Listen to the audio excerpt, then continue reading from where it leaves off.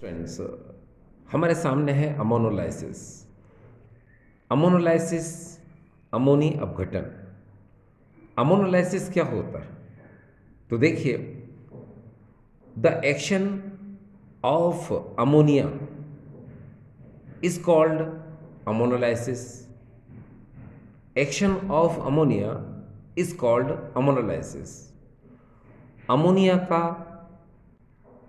Action, ammonia की अभिक्रिया ammonia अपघटन कहलाती है। वास्तव में ये जो अमोनोलाइसिस है, इसका मतलब क्या होता है? तो जरा देखिए, अमोनोलाइसिस का मतलब होता है कि जब आप अमोनिया से रिएक्ट कराते हो तो जिस रिएक्टेंट से, जिस सब्सटेंस से, जिस अभिकारक से आप अभिक्रिया कर रहे हो, उसमें ये ब्रेकिंग करता है, एनालाइसिस करता है, उसको ये तोड़ देता है। तो इसीलिए हम इसको बोलते हैं अमोनोलाइसिस। देखिए, अच्छे समझ में आएगा आपको। जैसे मान लो मेरे पास ये RX, ये अल्काइल हैलाइड है, ये अल्काइल हैलाइड है, और आपको पता है इसके बीच में ये बॉन्ड है। तो इस बॉन्ड को हम ब्रेक करवाते हैं। किससे? जब हम NH3 यानी अमोनिया से रिएक्ट कराते हैं, तो इसी को हम लोग बोलते हैं अमोनोलाइसिस। ठीक है, एक बार फिर से देखिए, जब हम अमोनिया की रिएक्शन करते हैं इस एल्किल हैलाइड के साथ, तो इनके RS के बीच में जो बॉन्ड है, ये वाला बॉन्ड, ये बॉन्ड क्या हो जाता है? ब्रेक हो जाता है। ये बॉन्ड क्या हो जाता है? ब्रेक। ठीक है, ठीक है। इसी को हम लोग क्या बोलते हैं? अमोनोलाइसिस। यानी कि अमोनिया का जब एक्शन होता है तो ये बॉन्ड में लिसिस यानी कि ब्रेकिंग हो जाती है। ठीक है, जब ब्रेकिंग होगी तो क्या होगा? आपको पता है, कंपाउंड का फॉर्मेशन हो जाएगा। बस, अब बात ये आती है कि कंपाउंड का फॉर्मेशन कैसे होगा। तो सुनिए, क्या होता है कि यहाँ पर जब हम अमोनोलाइसिस करते हैं तो अमोनोलाइसिस की रिएक्शन कैसे होती है वो देखें आप। तो सबसे पहले हम जानते हैं यहाँ पर कि इस NH3 को हम ऐसे लिख सकते हैं। ये देखिए, NH2 एंड H, जिसमें H पॉजिटिव होता है और NH2 क्या होता है? नेगेटिव होता है। और यहाँ RX में आपको पता है कि X इलेक्ट्रोनेगेटिव ऋण विद्युतीय तत्व है, तो इसकी ऋण विद्युतता ज़्यादा होती है। और रेडिकल में कार्बन होता है, इसकी इलेक्ट्रोनेगेटिविटी ऋण विद्युतता कम होती है। इसीलिए ये पार्शियली डेल्टा नेगेटिव हो जाएगा और ये पार्शियली डेल्टा पॉजिटिव हो जाएगा। अब ये X जो है इस H के साथ ये HX बना लेगा। ये देखिए यहाँ पर, ये देखिए, और यहाँ पर R इस NH2 से मिलकर अमाइन बना लेगा। ये देखिए, ये अमाइन यानी एमीन का निर्माण हो गया और यहाँ से ये HX बाहर निकल गया। तो इसको हम लोग बोलते हैं अमोनोलाइसिस। वास्तव में जो रिएक्शन आपने देखी है, ये रिएक्शन ऐसे नहीं होती है। ये मैंने आपको डायरेक्ट बताया। इसकी जो एक्चुअल रिएक्शन है वो देखिए किस तरह से होती है। तो सबसे पहले आप देखिए, यहाँ पर ये NH3 है, और आपको पता है अमोनिया बेसिक नेचर यानी क्षारीय गुण दर्शाता है। क्यों? क्योंकि इस अमोनिया के नाइट्रोजन परमाणु पर, नाइट्रोजन एटम पर लोन पेयर इलेक्ट्रॉन होता है। अब हम यहाँ पर लेते हैं किसको? RX को। ये RX यहाँ पर क्या है? Alkyl halide, alkyl halide. तो होता ये है कि X की इलेक्ट्रोनेगेटिविटी ज़्यादा होती है, तो इलेक्ट्रॉन का मूवमेंट ऐसे हो जाएगा, तो ये पॉजिटिव और ये हो जाएगा नेगेटिव। अब ये जो पॉजिटिव है, इसको एक्सेप्ट करने के लिए ये लोन पेयर ये देगा इसको। ठीक है, जैसे ही लोन पेयर देगा, क्योंकि आपको पता है जब इलेक्ट्रॉन का मूवमेंट ऐसे होगा तो यहाँ प्लस और यहाँ पर माइनस साइन आएगा। इस प्लस को ये लोन पेयर देकर ये एक्सेप्ट कर लेगा, तो यहाँ पर देखिए क्या हो जाएगा? ये RNH3 ये हो जाएगा।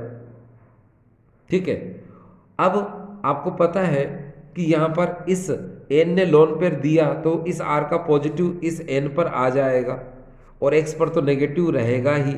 तो सबसे पहले ये सॉल्ट बनता है। ये जो सॉल्ट है ये अनस्टेबल है यानी अस्थाई लवण है ये। फिर बाद में जब इसको हीट किया जाता है, गर्म किया जाता है, तो यहाँ से क्या होता है? H और यहाँ से X बाहर निकलता है। तब जाकर यहाँ पर क्या होता है? ये RNH2 यानी एमीन का निर्माण होता है। तो ये मैंने आपको बताया एक्चुअल रिएक्शन। ठीक है, आप ये एक्चुअल रिएक्शन आपने देख ही रहे हो, है ना।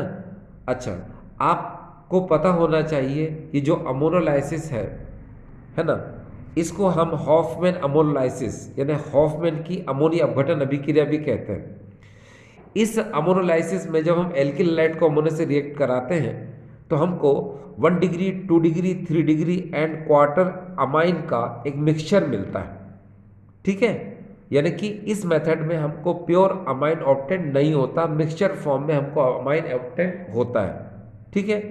तो ये समझ में आ गया आपको। चलिए अब हम बात करते हैं आगे। हमारे सामने सब्स्टिट्यूशन रिएक्शन, इसी को हम लोग बोलते हैं प्रतिस्थापन अभिक्रिया। देखिए डियर स्टूडेंट्स, ये सब्स्टिट्यूशन रिएक्शन 11th क्लास में थोड़ा सा कम है, लेकिन 12th क्लास में बहुत एक्सेस क्वांटिटी में बहुत ज़्यादा है ये, ठीक है। वहाँ पर आपको है ना ज़्यादातर समझ में आने लग जाएगा, क्योंकि वहाँ चैप्टर्स ज़्यादा होते हैं, ठीक है। Haloalkane, haloarene, alcohol, phenol, ether, aldehyde ketone, carboxylic acid, amine. तो ये जो चैप्टर्स होते हैं इनमें न्यूक्लियोफिलिक सब्स्टिट्यूशन, इलेक्ट्रोफिलिक सब्स्टिट्यूशन, है ना, इस प्रकार की रिएक्शंस होती हैं। अभी 11th क्लास में क्या होता है कि ज़्यादातर नॉर्मली हम सब्स्टिट्यूशन रिएक्शन यानी प्रतिस्थापन अभिक्रिया की बात कर रहे हैं। तो देखिए सब्स्टिट्यूशन रिएक्शन को समझने के लिए हम एक नॉर्मल सा एग्जांपल लेंगे, फिर हम इसकी डेफिनेशन को समझेंगे और वास्तव में ये है क्या, इसको भी हम लोग समझने की कोशिश करेंगे। तो देखिए यहाँ क्या होगा, सुनिए। जैसे अगर मैं यहाँ पर देखिए ये H, मैं पहले एग्जांपल ले रहा हूँ डियर, H, ये C, ये H, ये H और ये H। आप जान गए ये है कौन, मीथेन।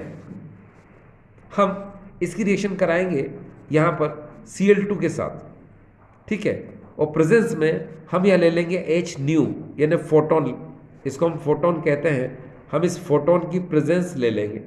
अब डियर स्टूडेंट देखिए यहाँ पर क्या होता है, इसकी डेफिनेशन की अगर हम बात करते हैं तो बात करने से पहले एग्जाम्पल को आप समझ लें तो अपने आप डेफिनेशन हमेशा के लिए क्लियर हो जाएगी। कैसे, यहाँ ये जो Cl2 है इसको आप ब्रेक कर दीजिए ऐसे, Cl और Cl में आपको पता होना चाहिए कि इसमें एक पॉजिटिव होता है और एक क्या होता है, नेगेटिव होता है, ठीक है। अब ध्यान दीजिए कैसे इसको बोला जाएगा। इसको ऐसे बोला जाएगा कि जब किसी मॉलिक्यूल के एक एटम को दूसरे एटम से रिप्लेस करते हैं तो इसको हम लोग बोलते हैं सब्स्टिट्यूशन रिएक्शन। जब किसी अणु में किसी एक परमाणु को अन्य परमाणु द्वारा प्रतिस्थापित किया जाता है तो इसे हम कहते हैं प्रतिस्थापन अभिक्रिया। एक बार फिर से देखिए, जब किसी मॉलिक्यूल और कंपाउंड में किसी एक एटम या फिर ग्रुप ऑफ एटम का किसी अदर ग्रुप ऑफ एटम या फिर एटम से रिप्लेसमेंट होता है, ठीक है, तो इसको हम लोग बोलते हैं सब्स्टिट्यूशन रिएक्शन। हिंदी में सुने, जब किसी एक अणु के भीतर किसी एक परमाणु अथवा परमाणुओं के समूह का अन्य परमाणु या समूह द्वारा प्रतिस्थापन जो होता है उसे कहा जाता है प्रतिस्थापन अभिक्रिया, ठीक। अब देखिए यहाँ पर क्या होगा, यहाँ से आपने H को इस Cl के साथ निकाल दिया तो इस H की जगह पर ये Cl क्या होगा, आ जाएगा, ठीक है। यहाँ पर अगर हम प्लस माइनस की बात करते हैं तो आपको पता है कार्बन की इलेक्ट्रोनेगेटिव ज़्यादा है, ये देखिए, तो यहाँ नेगेटिव होगा, ये पॉजिटिव होगा, तो इस पॉजिटिव से डियर फिर ये आएगा। चलो हम इसको माइनस बना देते हैं और इसको प्लस कर देते हैं, ठीक है। तो ये माइनस वाला इस प्लस के साथ HCl बना लेगा और ये Cl पॉजिटिव ये इस H की जगह ले लेगा, तो यहाँ हो जाएगा क्या, HC, और यहाँ हो जाएगा H, ये हो जाएगा H और यहाँ हो जाएगा Cl। बाहर क्या निकला था, HCl। अब ज़रा इसको एक इंटरेस्टिंग बात है जो मैं आपको समझा दूँ। आप किसी भी सब्स्टिट्यूशन रिएक्शन में ध्यान से देखना कि सब्स्टिट्यूशन रिएक्शन में जिस कंपाउंड और मॉलिक्यूल का, जिस यौगिक और अणु का हम प्रतिस्थापन कर रहे हैं उसका जितना हाइब्रिडेशन होता है बाद में भी उसका उतना ही हाइब्रिडेशन होगा, यानी जितना उसका संकरण शुरुआत में होगा अंत में भी उसका संकरण उतना ही होगा। इसे हम ऐसे कह सकते हैं कि अगर किसी अणु का हम सब्स्टिट्यूशन रिएक्शन कर रहे हैं तो उसकी जो इनिशियली जो स्ट्रक्चर होगा बाद में भी वही स्ट्रक्चर होगा, यानी उसके स्ट्रक्चर में कोई चेंज नहीं आएगा। ठीक है, यानी कि जिस अणु का हम प्रतिस्थापन कर रहे हैं, प्रतिस्थापन से पूर्व उसकी जो संरचना होगी, प्रतिस्थापन के पश्चात भी उसकी वही संरचना होगी। ठीक है, अब देखो कैसे, देखो सिंपल, इस कार्बन से आपको कितने बॉन्ड नजर आ रहे हैं, 1 2 3 एंड 4। तो आपको पता है 4 बॉन्ड यहाँ नजर आ रहे हैं, इसलिए हाइब्रिडेशन यहाँ क्या होगा डियर, sp3 होगा। इधर भी देखिए आप 1 2 3 4, यहाँ पर ही 4 बॉन्ड नजर आ रहा है, तो इसमें भी sp3 हाइब्रिडेशन हो जाएगा। देखो डियर स्टूडेंट्स, इसको मैं हाइब्रिडेशन को कैसे निकाल रहा हूँ, इसको निकालने की ट्रिक होती है ना। आप जानते हैं कि अगर किसी भी दो एटम के बीच में सिंगल बॉन्ड है तो उसको निकालने का ट्रिक होता है lone pair plus bond pair. अब लोन पेयर तो है नहीं यहाँ पर, इसको कहा जाता है बॉन्ड पेयर। देखिए 1 2 3 4, तो देखिए लोन पेयर 0 और बॉन्ड पेयर 4, टोटल हुआ 4, और 4 पर क्या होता है डियर, sp3। ये डिजिट होते हैं, आप जब धीरे धीरे पढ़ेंगे तो आपको इसका एहसास हो जाएगा। जैसे आपने देखा होगा ऑर्गेनिक केमिस्ट्री में मोस्टली ये 2 डिजिट 3 डिजिट एंड 4 डिजिट तक ही आते हैं। 2 पर sp हाइब्रिडेशन होता है, 3 पर sp2 होगा और 4 पर sp3 होगा, बस बहुत है, इतना सफिशियंट है। इधर भी देख लीजिए आप, आपको पता है यहाँ पर भी lone pair plus bond pair. अब लोन पेयर देखिए कितना है, लोन पेयर तो है ही नहीं, लोन पेयर तो ऐसे होते हैं, यहाँ है ही नहीं, तो कितना हो गया 0। बॉन्ड पेयर देखो 1 2 3 4, ये 4, ये देखो 4 पे आपको पता क्या होता है, sp3, बस इसमें भी sp3। तो यहाँ समझने की कोशिश की आपने कि सब्स्टिट्यूशन रिएक्शन के अंदर, यानी कि प्रतिस्थापन अभिक्रिया में, है ना, जो शुरुआत में जो स्ट्रक्चर होता है, हाइब्रिडेशन होता है, वही बाद में भी वही होगा। अच्छा, सब्स्टिट्यूशन रिएक्शन डियर हमेशा ध्यान रखिए 2 टाइप की होती है, एक होता है इलेक्ट्रोफिलिक सब्स्टिट्यूशन, दूसरा होता है न्यूक्लियोफिलिक सब्स्टिट्यूशन। देखिए डियर कैसे, यहाँ पर बता दूं मैं आपको, इसको हम लोग बोलते हैं सब्स्टिट्यूशन रिएक्शन। ये 2 टाइप की होती है, देखिए बता दूं मैं आपको, इसका पहला टाइप होता है क्या, इसको हम लोग बोलते हैं इलेक्ट्रोफिलिक, लिख देता हूं मैं यहाँ पर, इलेक्ट्रोफिलिक सब्स्टिट्यूशन।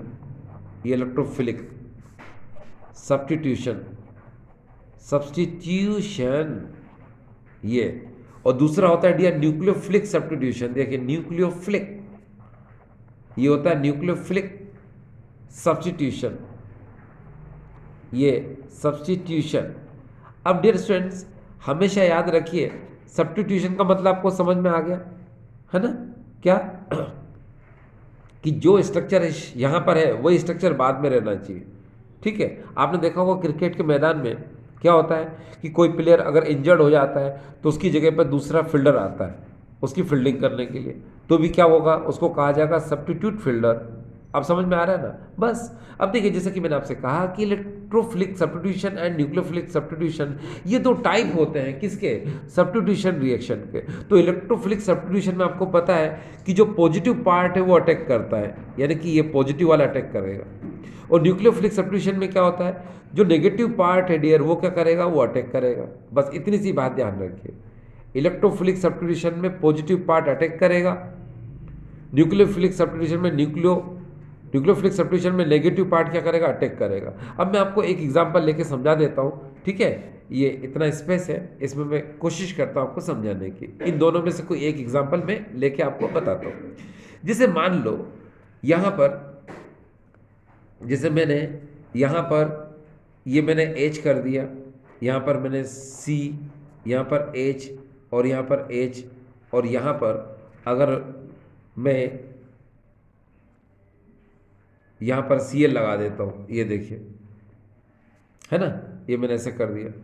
अब होता यह है डियर, आपको पता है कि क्लोरीन मोर इलेक्ट्रोनेगेटिव होता है कार्बन से, तो ये इसका मूवमेंट आप ऐसे कर दीजिए, नेगेटिव पार्ट डेल्टा नेगेटिव कर दीजिए और डेल्टा पॉजिटिव यहाँ पर कर दीजिए, कर दिया। अब हम इसकी रिएक्शन कर रहे हैं, यहाँ पर ध्यान दीजिएगा, इसकी रिएक्शन मैं कर रहा हूँ यहाँ पर KOH के साथ। ये देखिए ये K पॉजिटिव है और यहाँ पर OH क्या होता है, नेगेटिव। तो मैं यहाँ पर आपको जो बताने की कोशिश कर रहा हूँ इस समय न्यूक्लियोफिलिक सब्स्टिट्यूशन, यानी कि नाभिक स्नेही प्रतिस्थापन करके बता रहा हूँ। अच्छा देखिए, एक इंटरेस्टिंग बात है, न्यूक्लियोफिलिक सब्स्टिट्यूशन के अंदर होगा क्या कि ये जो नेगेटिव पार्ट है ये अटैक करेगा। अब ये कहाँ अटैक करेगा, अरे भाई जहाँ पॉजिटिव होगा वही अटैक करेगा। ये देखिए अटैक कहाँ करेगा, कार्बन पर। यहाँ अटैक करेगा तो यहाँ से Cl नेगेटिव, ये क्या हो जाएगा, यहाँ से बाहर हो जाएगा, किसके साथ, K के साथ, तो ये हो जाएगा KCl, और ये बना लेगा मिथाइल अल्कोहल यानी कि CH3OH, और यहाँ से ये KCl बाहर हो जाएगा।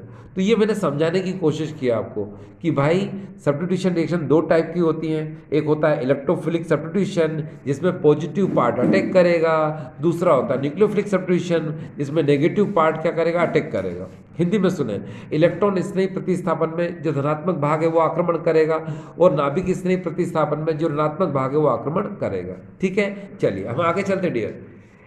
आगे चलने से पहले थोड़ा सा आपको मैं बता दूं कि ये जो सब्स्टिट्यूशन जो रिएक्शन है, सब्स्टिट्यूशन रिएक्शन, ये जो सैचुरेटेड कंपाउंड्स होते हैं उनमें होती है। ये सब्स्टिट्यूशन रिएक्शन जो सैचुरेटेड कंपाउंड्स हैं ये उनमें ही होती है। ठीक है, ठीक है, ध्यान दीजिएगा, ये बताने की कोशिश कर रहा हूं मैं आपको। ठीक है, क्योंकि जो संतृप्त यौगिक हैं उनमें प्रतिस्थापन जो अभिक्रिया है वो शीघ्रता से होती है। ठीक है, आप याद रखना, अभी मैं आगे बताने की कोशिश करूंगा आपको। ठीक है, अब हम बात कर रहे हैं यहाँ पर, ये देखिए एडिशन रिएक्शन। ठीक है, यहाँ पर एडिशन रिएक्शन में हम इसे कहते हैं योगात्मक अभिक्रिया। अब डियर स्टूडेंट्स याद रखिए, एडिशन रिएक्शन में क्या होता है भाई, देखिए एडिशन रिएक्शन का मतलब होता है, एडिशन रिएक्शन का मतलब क्या होता है इसको आप जरा समझें। आपने देखा होगा दूल्हा का परिवार एंड दुल्हन का परिवार जब आपस में मिलता है तो वो एक हो जाता है ना, तो वो क्या एडिशन रिएक्शन है एक तरह से। ये नॉर्मल एग्जांपल बताने की कोशिश की मैंने। तो उसी तरह से आप यहाँ पर भी देखें, जैसे कि आप समझदार हैं, आप जानते हैं कि कार्बन कार्बन के बीच में अगर डबल बॉन्ड है तो यहाँ एक पाई होगा और एक सिग्मा होगा, और कार्बन कार्बन के बीच है ना, देखो यहाँ पर मैं यहाँ लिख देता हूँ, कार्बन कार्बन के बीच में अगर यहाँ ट्रिपल बॉन्ड है इस तरह से तो यहाँ दो पाई होगा और यहाँ क्या होगा, सिग्मा होगा। और आपको ये भी नॉलेज होना चाहिए कि एक जब पाई बॉन्ड ब्रेक होता है तो दो नए सिग्मा बॉन्ड का क्या होता है, फॉर्मेशन होता है। ये सारा का सारा जो मैं बताने की कोशिश कर रहा हूँ आपको, ये एडिशन रिएक्शन में होता ही है। क्या, एक पाई बॉन्ड टूटने पर दो नए सिग्मा बॉन्ड का फॉर्मेशन होता है। आप देखना चाहते हो, चलो देखो, जैसे मैंने यहाँ पर आपको एग्जाम्पल लेके समझाना है। ये देखिए मेरे पास यहाँ पर है CH2 डबल बॉन्ड CH2, ये देखिए इसको हम कहते हैं इथीन। क्या बोलते हैं इसको हम, इथीन। और हम यहाँ पर इसको रिएक्ट कराएंगे Br2 के साथ। ठीक है, ये हमने Br2 ले लिया। अब होता क्या है डियर कि यहाँ पर आपको पता है एक पाई बॉन्ड है और एक क्या है, सिग्मा है। ठीक है, तो क्या होगा, ये पाई बॉन्ड ब्रेक होगा, क्योंकि यहाँ पर ये जो एल्कीन है, इथीन है, ये इसको हम सिमेट्रिकल इथीन बोलते हैं, सममित एल्कीन बोलते हैं इसको, यानी सिमेट्रिकल एल्कीन बोलते हैं। और उसके में आता है ये इथीन, इसका एग्जाम्पल है। तो इसमें क्या होगा कि बॉन्ड को आप इधर से इधर भेजो या बॉन्ड को इधर से इधर भेजो, कोई फर्क नहीं पड़ना। ठीक है, तो मैं बॉन्ड को इधर से इधर भेज रहा हूँ, ये देखिए मैंने इधर भेजा, तो ये पॉजिटिव हो जाएगा बाद में और ये क्या हो जाएगा, नेगेटिव। और आपको पता है Br2 में क्या होता है, एक Br पॉजिटिव होता है और एक Br क्या होता है, नेगेटिव होता है। तो अगर इलेक्ट्रॉन इधर से इधर गया तो ये नेगेटिव है, तो इस नेगेटिव से कौन जुड़ेगा डियर, ये पॉजिटिव। और यहाँ जो पॉजिटिव है इससे कौन जुड़ जाएगा, Br नेगेटिव वाला। तो अब हमको क्या मिलेगा, देखिए हमको मिलेगा CH2Br, और यहाँ पर क्या हुआ, CH2Br। तो आपने देखा दो नए सिग्मा बॉन्ड हमें मिले। कब मिले, जब यहाँ से एक पाई बॉन्ड टूटा, तभी तो भाई सिंगल बॉन्ड बचा। ठीक है, तो आपने क्या देखा कि यहाँ पर कोई दो जो मॉलिक्यूल होते हैं वो एक मॉलिक्यूल का फॉर्मेशन करते हैं एडिशन रिएक्शन में। ठीक है, दो एटम मिलकर के एक कंपाउंड, एक मॉलिक्यूल, एक सब्सटेंस का फॉर्मेशन करते हैं एडिशन रिएक्शन में। सुनिए, दो परमाणु मिलकर एक अणु का निर्माण करते हैं।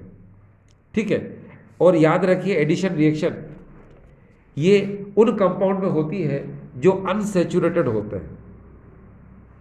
ये योगात्मक अभिक्रिया उन यौगिकों में होती है जो असंतृप्त होते हैं, अर्थात जिनमें डबल बॉन्ड ट्रिपल बॉन्ड होते हैं, जिनमें पाई बॉन्ड जहां होंगे वो अनसैचुरेटेड होगा, असंतृप्त होगा, है ना। ठीक है, तो ये समझ में आ गया आपको। तो ये एडिशन रिएक्शन थी डियर। ठीक है। अब जरा एडिशन रिएक्शन के मैं आपको अलग से एग्जांपल बता देता हूँ जिससे आपको अच्छा लगेगा। देखिए डियर, यहाँ पर अब मैं आपको बता दूँ कि कभी कभी क्या होता है, जैसे यहाँ अगर हम देखें, मैं वही एक एग्जांपल लेके आपको बार बार समझाऊंगा। ये CH2 डबल बॉन्ड CH2, जैसे ये मैंने ले लिया, ठीक है, ये मैंने आपको ले लिख के बताया। अब होगा क्या कि इसके अंदर अगर आप H2 से रिएक्शन कराओगे, ठीक है, तो इसे हाइड्रोजनेशन कहा जाएगा। क्यों? क्योंकि आप यहाँ पर कैटलिस्ट की प्रेजेंस ले रहे हो और यहाँ पर आपको टेम्परेचर यानी हीट तो करना पड़ेगा। तो ये पाई बॉन्ड क्या होगा डियर? टूटेगा, है ना। ये आपको पता है पाई बॉन्ड सिग्मा, तो पाई बॉन्ड टूटेगा। तो पाई बॉन्ड टूटेगा तो एक एच इधर जुड़ जाएगा, एक एच इधर जुड़ जाएगा। इस तरह से आप देख रहे हो CH3 यानी सिंगल बॉन्ड वाला कंपाउंड का फॉर्मेशन हुआ, यानी एल्केन। और ये कौन था? एल्कीन। तो इसको हम लोग बोलते हैं अनसेचुरेटेड कंपाउंड, इसको हम लोग बोलते हैं सेचुरेटेड कंपाउंड। तो अनसेचुरेटेड कंपाउंड से सेचुरेटेड कंपाउंड का क्या हुआ? फॉर्मेशन, यानी असंतृप्त यौगिक से संतृप्त यौगिक का क्या हुआ? निर्माण हुआ। ठीक है, किसमें? इस एडिशन रिएक्शन में। क्लियर? चलिए अब थोड़ा सा एक दो एग्जांपल और देखिए। क्या होता है कि यहाँ देखिए आप, जैसे CH3CH डबल बॉन्ड CH2, ये देखिए डियर। अब मैं यहाँ पर इसमें HBr का एडिशन आपको करके बता रहा हूँ, ये भी एडिशन रिएक्शन ही है। याद रखिए डियर स्टूडेंट्स, ये बहुत फेमस रिएक्शन है ना। इसी के अंदर आप मार्कोनिकॉफ रूल लगा सकते हो, मार्कोनिकॉफ नियम लगा सकते हो, और इसी में चाहो तो आप एंटी मार्कोनिकॉफ रूल यानी कि पेरोक्साइड इफेक्ट लगा सकते हो। ठीक है, लेकिन दोनों में कंडीशंस अलग अलग होती है। मार्कोनिकॉफ रूल में क्या होता है कि आपको यहाँ पर कोई प्रेजेंस नहीं लेना है, लेकिन जब हम एंटी मार्कोनिकॉफ रूल की बात करते हैं तो यहाँ पर हमको बेंजोइल पेरोक्साइड या एनी पेरोक्साइड, कोई भी पेरोक्साइड है, उसकी प्रेजेंस लेना ज़रूरी होता है। चलो मैं वो समझाने की कोशिश करता हूँ आपको। इस समय मैं आपसे बात कर रहा हूँ किसकी? मार्कोनिकॉफ रूल की। अब मार्कोनिकॉफ रूल में क्या होता है कि देखिए, आपको पता है पाई इलेक्ट्रॉन कहाँ है? अरे भाई इस CH और CH2 के बीच में, है ना।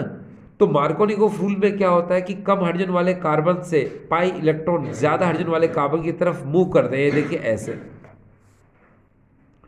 क्योंकि मार्कोनिकॉफ रूल क्या होता है, हमेशा अनसिमेट्रिकल एल्कीन, जो असममित एल्कीन होता है उस पर फॉलो होता है। अब आपके दिमाग में क्वेश्चन उठा, सर ये असममित अनसिमेट्रिकल क्यों है?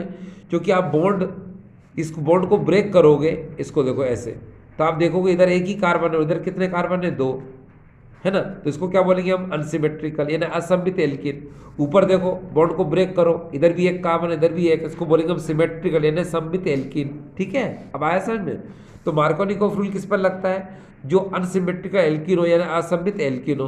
दूसरी बात, इसमें HBr का एडिशन जो होता है वो मार्कोनिकॉफ रूल के अकॉर्डिंग अगर हम करते हैं तो पाई इलेक्ट्रॉन का ट्रांसफॉर्मेशन कम हाइड्रोजन वाले कार्बन से ज्यादा हाइड्रोजन वाले कार्बन की तरफ करेंगे। तो नेचुरली यहाँ प्लस साइन आएगा डियर, और यहाँ पर क्या आएगा? Minus sign. और आपको पता है HBr में H प्लस साइन आता है, Br क्या आता है? माइनस साइन आता है। तो अब इस नेगेटिव से ये H जुड़ जाएगा और Br नेगेटिव जो है यहाँ जुड़ जाएगा। तो क्या होगा? ये देखिए CH3CH, ठीक है, और पॉजिटिव से Br, ये Br जुड़ जाएगा और यहाँ हो जाएगा CH3। तो इसको हम लोग बोलेंगे 2 ब्रोमो प्रोपेन। ठीक है, और यहाँ लिख देता हूँ मैं, देखो 1 2 3, तो क्या हो जाएगा? ये 2 ब्रोमो प्रोपेन। बोले क्लियर? तो ये देखिए 2 ब्रोमो प्रोपेन, ये हो गया। अब अगर मैं यहाँ पर एंटी मार्कोनिकॉफ रूल को यूज करूँ इसी के अंदर, तो डियर मालूम क्या होगा? बस यहाँ पर आप पेरोक्साइड की प्रेजेंस ले लो, एंटी मार्कोनिकॉफ रूल हो जाएगा और इलेक्ट्रॉन को मूवमेंट अपोजिट कर देना, यानी ज्यादा हाइड्रोजन से कम हाइड्रोजन की तरफ। चलो इसको देखते हैं कैसे। जैसे मान लो हमारे पास ये CH3, ये CH डबल बॉन्ड CH2 है और ये HBr है, तो इसका योग एडिशन तो ऐसे ही होगा, है ना। कैसे? H पॉजिटिव Br नेगेटिव कर लेंगे और यहाँ पर हम पेरोक्साइड की प्रेजेंस देख लेते हैं, ये लिख देता हूँ मैं, पर ऑक्साइड। लेकिन याद रखना कि जब हम पेरोक्साइड इफेक्ट यानी कि एंटी मार्कोनिकॉफ रूल की बात करते हैं तो इसमें पाई इलेक्ट्रॉन ज्यादा हाइड्रोजन वाले कार्बन से कम हाइड्रोजन वाले कार्बन की तरफ यानी उल्टा ऐसे जाते हैं, जबकि मार्कोनिकॉफ में क्या होता है? कम हाइड्रोजन वाले कार्बन से ज्यादा हाइड्रोजन वाले कार्बन की तरफ जाते हैं। ठीक है, अब आप इधर से इधर भेज दीजिए तो क्या होगा? बस ये पॉजिटिव होगा, ये नेगेटिव होगा। इस पॉजिटिव से बी आर नेगेटिव को जोड़ दो, है ना, और इस पॉजिटिव को इस नेगेटिव के साथ जोड़ दो, तो क्या होगा देखिए यहाँ पर, ये हो जाएगा CH3 CH2 और यहाँ हो जाएगा CH2Br। यहाँ पर क्या बनेगा, 1 ब्रोमो प्रोपेन। तो नाम लिख देता हूँ इसका मैं, 1 ब्रोमो प्रोपेन।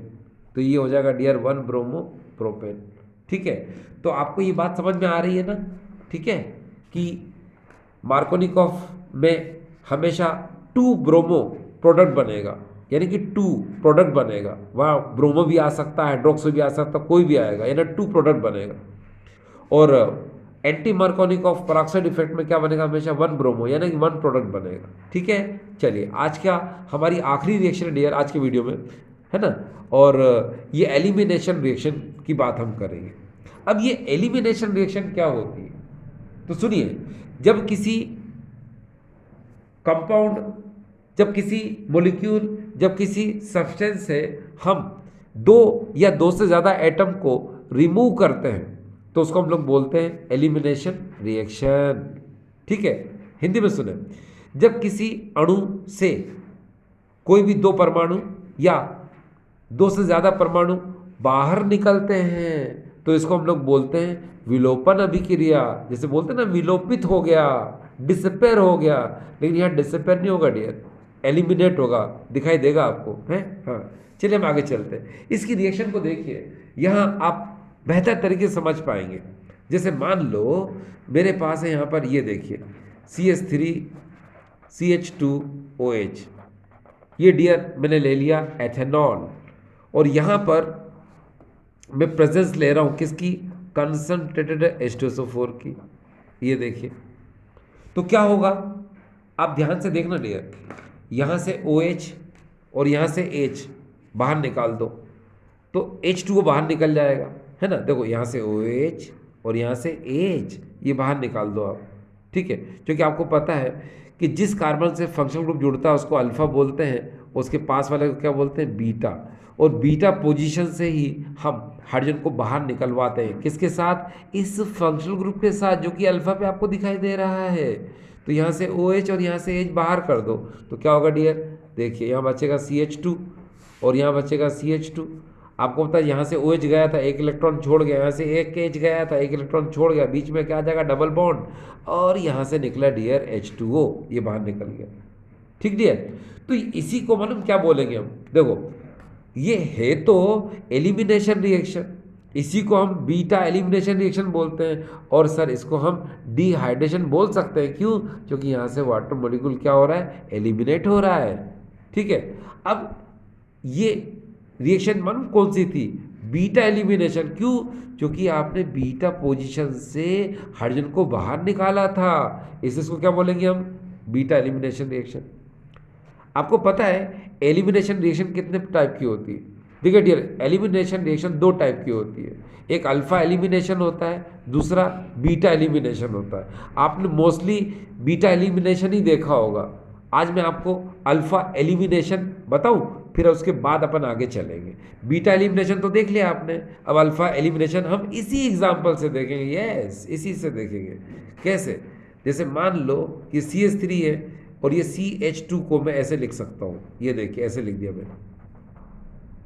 अब यहाँ पर मैं प्रेजेंस चेंज कर दूंगा, क्योंकि ये प्रेजेंस रहेगी तो डिहाइड्रेशन हो जाएगा, अर्थात निर्जलीकरण हो जाएगा, जिसमें वाटर मॉलिक्यूल बाहर हो जाएगा। लेकिन अगर मैं प्रेजेंस चेंज कर दूं, मैं यहाँ पर कॉपर ले लेता हूँ, ठीक है, और 573 केल्विन ले लेता हूँ यहाँ पर मैं।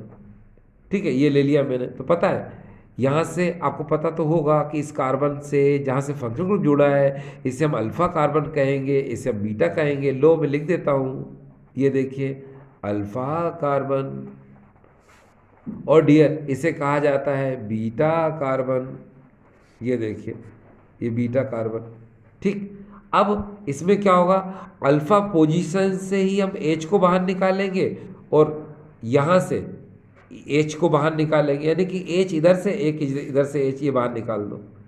देखा आपने, बीटा का कोई काम नहीं यहाँ पर, जो कुछ हुआ सिर्फ अल्फा से ही हुआ, हमने अल्फा से ही दोनों हाइड्रोजन को बाहर निकाल दिया। तो क्या बन जाएगा यहाँ पर, या बन जाएगा देखिए CH3CHO, और बाहर क्या निकला H2। तो H2 का बाहर निकलना इसको हम लोग बोलते हैं डिहाइड्रोजनेशन, यानी कि विहाइड्रोजनीकरण। अब आपको समझ में आया ये कौन सी रिएक्शन थी डियर? ये अल्फा एलिमिनेशन था, और ये कौन सी थी? Beta elimination. लो मैं लिख देता हूँ, बीटा एलिमिनेशन रिएक्शन, इसे कहा जाएगा अल्फा एलिमिनेशन रिएक्शन। तो आपको अल्फा और बीटा दोनों को नॉलेज हो गया कि ये एलिमिनेशन अल्फा और बीटा दोनों में होता है।